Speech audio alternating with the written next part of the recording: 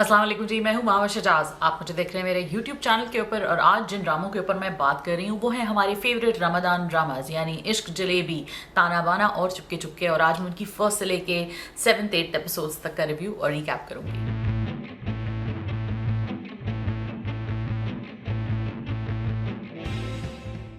शुरू कर लेते हैं ताना बाना से। ताना बाना की जो ड्यूरेशन है वो बड़ी छोटी है, 20 मिनट्स और सो तक का ये एक sitcom style romantic comedy show है। इट स्टार्स दानियाल जफर, अलीज़े शाह, कोमल रिजवी हैं, जवेरिया अब्बासी हैं, आमिर कुरैशी हैं। सो बहुत सारे मज़ेदार एक्टर्स हैं। इसको लिखा है हसन इमाम ने और इसको डायरेक्ट किया है सैफ़ी हसन ने। ये हम टीवी से आ रहा है। तो ये एक ऐसा शो है जिसमें एक खातून होती हैं और उनका रिश्ता हो जाता है। दायरे सारी कहानियाँ रिश्ता शादी इन्हीं से रिलेटेड है। लेकिन मैं स्टार्ट इसलिए कर रही हूँ क्योंकि एक छोटा सा लाइट सा रोमांटिक सा शो है और इसमें जो घरेलू मसले होते हैं और दो खानदानों के या एक्सपेक्टेशंस के जो क्लैशेस होते हैं उसके हवाले से बात हो रही है। तो हम अगर इसकी थोड़ी सी पॉलिटिकल करेक्टनेस देखें तो थोड़ा और तो ज़रूर लगता है कि यार ये क्या मसला है कि एक खातून को सिर्फ इस बात से मसला है कि मेरी होने वाली बहू जो है वो आगे बढ़ना चाहती है। तो ये तो कोई इतना बड़ा मसला नहीं है, लेकिन क्योंकि ओवरऑल शो का टोन भी जो है वो थोड़ा सा रोमांटिक है और लाइट है तो शायद इस हवाले से ये चीज़ अब इतनी ऑफ नहीं लग रही। पहले एक दो एपिसोड्स में it was quite weak, but now that there is the conflicts have cemented themselves, आप इन्वेस्टेड हैं प्लॉट के अंदर। It's stars Alizeh Shah as Zoya and Daniyal Zafar as Zain. तो जोया और जैन की मंगनी हो जाती है और जोया जो है वो जैन से कहती है कि भाई मुझे एक तुम शर्तों पे साइन करके दे दो।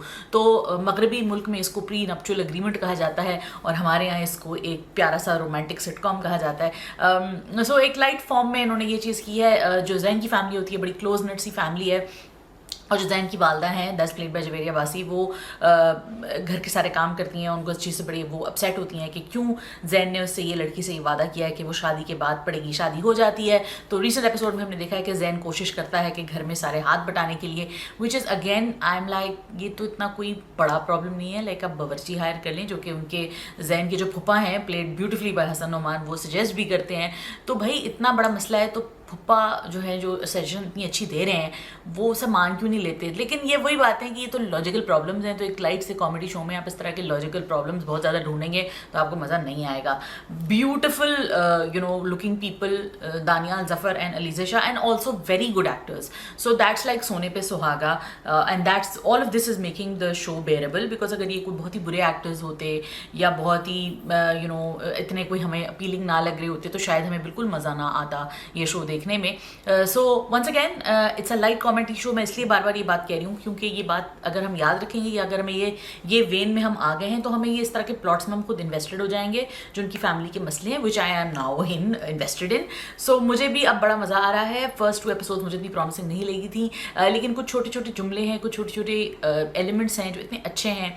प्लस जो जैन का रोल है, और हम बार बार ये बात कहते थे कि we want to see positive heroes on television, we want to see positive man on television जो सपोर्टिव हों अपनी वाइफ्स के, और होते हैं ऐसे दिखते हैं लेकिन वो मेन रोल्स में कभी कभी नहीं होते। रिसेंटली सराब में समी खान का जो कैरेक्टर था वो काफ़ी सपोर्टिव और अच्छा पॉजिटिव था, लेकिन सराब was very very disturbing in the sense that बहुत हैवी थीम्स थी उसकी, बहुत उसकी सारी जो आइडियाज़ और आइडियोलॉजीज़ थे उसके पीछे, तो वो बहुत ही ऐसे नहीं थे कि आप मज़े से शाम को 7 बजे खाने शाने पे आप बैठे हों और आप ये पीछे आपने लगा लिया। तो ये इस तरह का ड्रामा नहीं था। शराब में स्किज़ोफ्रेनिया के ऊपर था, मेंटल हेल्थ के ऊपर था, बहुत ज़्यादा डिफिकल्ट थीम्स थी उसके अंदर। लेकिन ऑब्वियसली ताना बाना एक लाइट रोमांटिक कॉमेडी है, तो लाइट रोमांटिक कॉमेडीज़ में हमारे माशरे में जो कुछ इस तरह के प्रॉब्लम्स होते हैं, तो ऐसा नहीं कि ऐसी औरतें नहीं होती, होनी नहीं चाहिए 2021 में, लेकिन हाँ ऐसी औरतें भी होती हैं जो कि इस तरह के बेतुकी किस्म की बातों के ऊपर हैंगअप्स बनाती हैं। लेकिन यूजुअली ऐसा ही होता है कि इस तरह के बेतुके हैंगअप्स जो होते हैं उनके पीछे कोई एक साइकोलॉजिकल कोई बात होती है, लेकिन वो इतनी सामने नहीं आ रही। क्यों उनके ऊपर सारा जोर है कि वो सारे काम करें और घर का कोई और इंसान हाथ ना बटाए। तो ये तो एक जनरल भी हम एक सवाल करते हैं कि भाई इफ्तार, स्पेशली रमदान वगैरह में इफ्तार पे सारा काम जो है औरतें करती हैं, तो मर्द हजरात क्यों नहीं हाथ बटाते, तो उनको भी हाथ बटाना चाहिए। तो एक ओवरऑल आई थिंक आगे जाके इस चीज़ पर सवाल होगा। लेकिन जो जैन का रिसेंट एपिसोड में रोल था कि जी उसमें वो अंडा बनाने की खुद कोशिश कर रहे हैं, तो कुकिंग जो है वो एक लाइफ स्किल है और ये सबको आनी चाहिए। So I think that sort of also made me think about that कि यार क्यों नहीं सब बना रहे खाना शाना, बनाना चाहिए, सबको खाना बनाना चाहिए. So this was my take on Tana Bana. I'm really enjoying it. Love Daniel Zafar and Alize Shah's pair. I think everyone is so cute. जो छोटा सा बच्चा है उनका, जो दानियाल जफर का कज़न प्ले कर रहा है, वो भी बड़ा क्यूट है, बड़े मज़ेदार उसके डायलॉग्स हैं. इंजॉयबल शो है ओवरऑल. तो अगर आपने नहीं देखा तो आप कैच कर सकते हैं हम टीवी पे एवरी डे ड्यूरिंग रमदान. फिर आ जाते हैं जी चुपके चुपके के ऊपर. चुपके चुपके शो लिखा है साइमा अकरम चौधरी ने, इसको डायरेक्ट किया है दानिश नवाज ने. इट स्टार्स आयजा खान, उस्मान खालिद भट्ट, अरसलान नसीर, एमन सलीम, उज़मा बेग, अस्मा अब्बास और वगैरह वगैरह बहुत सारे कैरेक्टर्स हैं. मीरा सेठी भी हैं और अली सफ़ीना भी हैं. तो बहुत सारे कैरेक्टर्स हैं. 2 डिफरेंट फैमिलीज़ हैं. तारा महमूद भी हैं, फरहान आगा भी हैं एक साइड ऑफ द फैमिली पे. दूसरी साइड पे मीरा सेठी की जो साइड ऑफ द फैमिली जो दिखाई है, गुलापा जो वो बनी हुई है सबकी, और वो उस्मान खालिद भट्ट की बहन होती हैं. तो वो जो है वो एक बड़ी ही ऑब्सेसिव किस्म की मेट्रियार्क हैं, सॉर्ट ऑफ सब मेट्रियार्क हैं. उनकी जो मदर हैं which is played by Uzma Baig, वो जो हैं एक दादा से वो जो 2 बीवियाँ थी, उज़मा बेग और अस्मा अब्बास, तो वो एक साइड ऑफ द फैमिली है. दूसरी side of the family which is Asma Abbas, Tara Mahmood, Farhan Ali Agha and all of that. तो दोनों जो कज़न्स हैं, यानी अरसलान नसीर का कैरेक्टर जो है और उस्मान खालिद भट्ट का कैरेक्टर है, they are shown as very good friends. थोड़ी रिफिंग करते हैं, आपस में नोक झोंक करते हैं. That's a really nice friendly chemistry they share. फिर इसी तरह आयजा खान का जो कैरेक्टर है मीनू का, वो भी बड़ी फन सी एक कैरेक्टर है. And I am so happy to see Aiza having fun with it. But again I have to say that I still feel like there is still so much more that could have been done with that character. Same goes for Usman Khalid Butt's character. I think थोड़ा सा कुछ extra उनको करने दिया जाता है या उनको थोड़ा और लूज किया जाता है. Although Aiza's character has a very physical nature of comedy, but still I feel like इसमें मुझे कुछ एलिमेंट मिसिंग लग रहा था. लेकिन इसका मतलब ये नहीं है कि शो फन नहीं है, या इसका मतलब ये नहीं है कि आपको इसमें मज़ा नहीं आ रहा, या उनकी it's not moving towards any investment for the audience. It is definitely investing for the audience. Millions of views तो उसके आएंगे. लेकिन वैसे भी एज पर्सनली आई फील कि it's a really fun show despite all of these small issues. I feel like, and one more issue, sorry, before I move on, one more issue is that the characters are very weirdly aged. Like for example, Uzma Baig जो है वो इतनी as नहीं है, लेकिन वो उनको दादी बनाया हुआ है. और सिमिलरली उस्मान खालिद भट्ट और आयजा जो हैं वो भी इतने कोई यंग नहीं है, लेकिन उनको बहुत यंग बनाया हुआ है. तो ये कुछ हमारे यहाँ एजेस के प्रॉब्लम्स होते हैं. लेकिन चलें ठीक है, overlooking that, let's look into the plot. Recent episode में हमने ये देखा है कि Sidra Niazi which is who is playing a character named Hania, उनकी शादी हो रही है जी फाजी से, which is obviously Usman Khalid Butt. और फैमिली उस्मान खालिद भट्ट की जो कैरेक्टर की है वो बिल्कुल खुश नहीं है इस चीज़ से. स्पेशली गुल, दैट्स मीरा सेठी, तो वो चाहती हैं कि बस ये ख़त्म हो जाए शादी. And you kind of see why that is, because Gul की जो सारी इन्वेस्टमेंट है, इमोशनल साइकोलॉजिकल इन्वेस्टमेंट, वो इस फैमिली में है. उनकी अपनी कोई फैमिली आज सच नहीं है. मियाँ भी जो है उनके, अली सफ़ीना जो प्ले कर रहे हैं, वो घर दामाद बने हुए हैं. बहुत सारे लोगों ने कहा कि जी ये क्या है, आप घर दामाद वाली चीज़ क्यों दिखा रहे हैं, गलत दिखा रहे हैं. तो इट्स अ फन शो. और हम कितनी कॉमेडी के अंदर में अगर हम ये सब चीज़ें ढूंढना शुरू कर देंगे, और ये जो स्टेरियोटाइप्स जिनके ऊपर कॉमेडी बनती है, तो फिर कॉमेडी बंद कर दें. फिर हम सिर्फ डॉक्यूमेंट्रीज बना लेते हैं. डॉक्यूमेंट्रीज बनेंगी और फिर कुछ नहीं होगा, फिर हम हंसना बोलना बंद कर देंगे. सो ये कॉमेडीज़ में इस तरह की पॉलिटिकल करेक्टनेस ढूंढना जो है एक स्लिपरी स्लोप, और इतना ज़्यादा वोक होने की ज़रूरत नहीं है भाई. थोड़ा अपना वोकनेस को सही चीज़ों के लिए इस्तेमाल करें. और इस तरह की चीज़ों में, कॉमेडी शोज़ में, सिटकॉम्स में अगर आप वोकनेस ढूंढेंगे तो वही बात है कि फिर वो बंद हो जाएंगे, फिर कोई कॉमेडी नहीं चल सकती. सो घर दामाद वाला एक फ़नी सा कैरेक्टर है, एक of its not something that's normal. तो एक जो नॉर्मल चीज़ नहीं होती उसी पे कॉमेडी बनती है.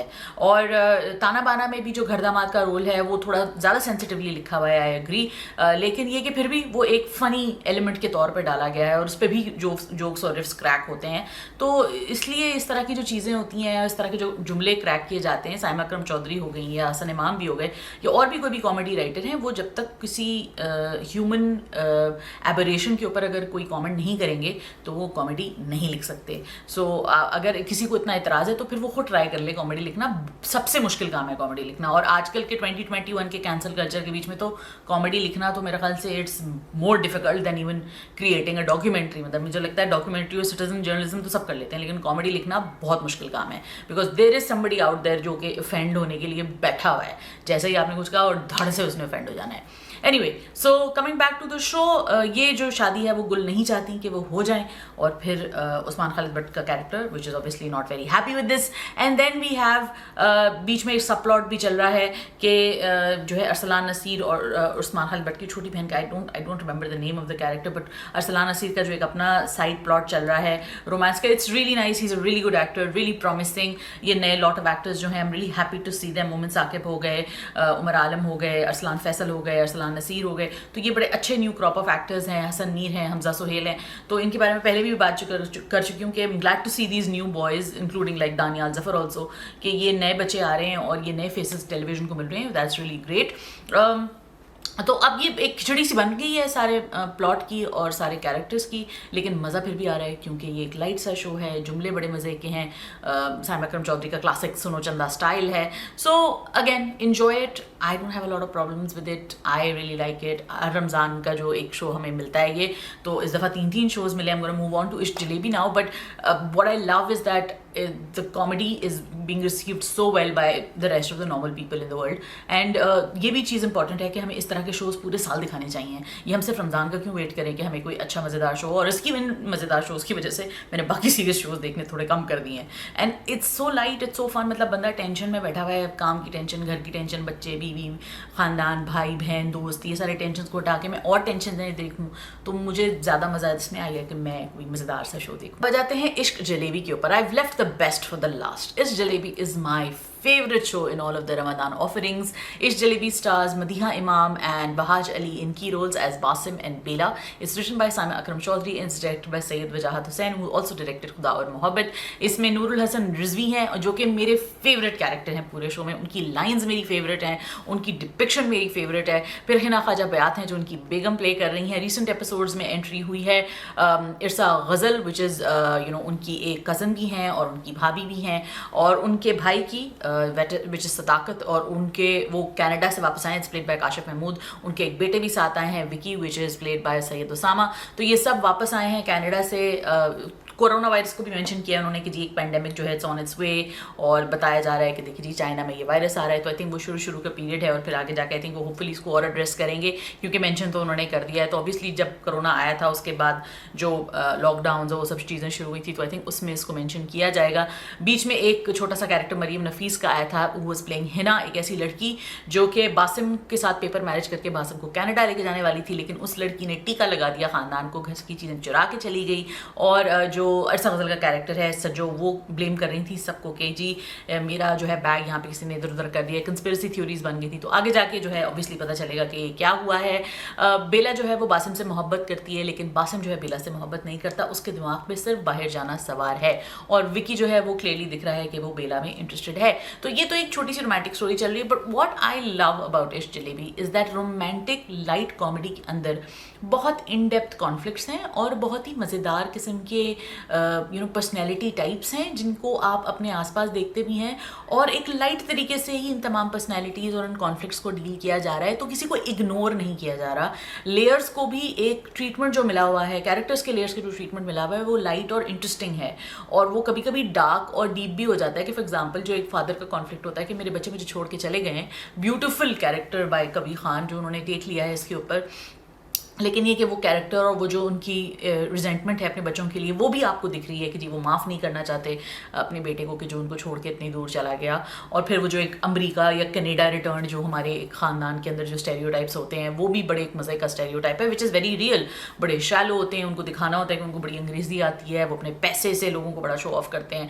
तो ये देखें, ये वो रियल स्टेरियोटाइप्स है जिनके ऊपर एक्चुअल कॉमेडी बनाई गई है. तो ये बेहतरीन कॉमेडी है इस सीज़न की, बेहतरीन कैरेक्टर्स हैं, इतना अच्छा लिखा हुआ शो है. I think Saima Akram Chaudhry has outdone herself. It's so sad that this is not getting the hype that Suno Chanda did, because it's not obviously very very slapstick. इसमें मज़ेदार किस्म के जुमले ज़रूर हैं, लेकिन वो मुंह पे चपेड़ों मारने वाले जो हैं वो जुमले नहीं हैं, जो कि ऑब्वियसली सुनो चंदा में एट टाइम्स हो जाते थे, या इवन इस चुपके चुपके में भी हैं. तो ताना बाना और चुपके चुपके के बीच का जो एक मज़ेदार परफेक्ट बैलेंस है, वो जो कहते हैं ना गोल्डी लॉक्स वाला जो आपका एक पॉरेज होता है, which is just right. So that's what Ishq Jalebi is. Everybody is doing such a fantastic job. Usama जो एक्टर हैं उनका मुझे फाइनली, मैं उनको बड़े अरसे से देख रही हूँ लेकिन मुझे वो बड़े वुडन लग रहे थे, लेकिन इस एपिसोड में या इस रिसेंट शो में वो बहुत अच्छा काम कर रहे हैं। Wahaj is so adorable and you do feel for Basim and you do want this boy to succeed. Then you have Bela which is played again beautifully by Madiha Imam, जो कि एक सेंसिटिव और kind but ambitious and focused and intelligent and independent लड़की भी हैं। तो ऐसी लड़कियां जो हम कहते हैं कि यार हमें देखनी चाहिए, हमें मिलनी चाहिए, हमें टेलीविजन स्क्रीन के ऊपर ये मौजूद हैं। तो ये जो आउटरीच वाले जो हैं वो ये क्यों नहीं देख रहे, वो वाले ड्रामे तो देख रहे हैं लेकिन वो ये नहीं देख रहे। I was expecting something horrible because मुझे यही लग रहा था कि सेवन स्काई का वो एक फॉर्मूला बन गया था कि वो स्लैपस्टिक चीज़ें बनाएंगे और जिसमें आवाम जो है वो कमर्शियल सक्सेस उसको मिलेगी, चाहे वो जितनी पोलिटिकली इनकरेक्ट क्यों ना हो। लेकिन आई think that this is one of the best things that Seven Sky has produced this year. It's one of the best things on TV this year. I recommend that you watch Ishq Jalebi right now. If you haven't, you're going to love it because I absolutely did. Everybody has done a fantastic job. Once again, a big shout out to Nurul Hasan Rizvi in this particular show because वो हर क़यामत में हो गया, खुदा और मोहब्बत में हो गया, वो डार्क, डीप और सैड किस्म के उनके रोल्स होते हैं। लेकिन अगर आपको लोड वेडिंग याद हो तो लोड वेडिंग में भी उनका बड़ा मज़ेदार सा रोल था और इसमें भी उन्होंने अपने आप को आउटडन कर लिया है। ज़बरदस्त काम है, ज़बरदस्त कैरेक्टर है, वन फॉर द एजेस।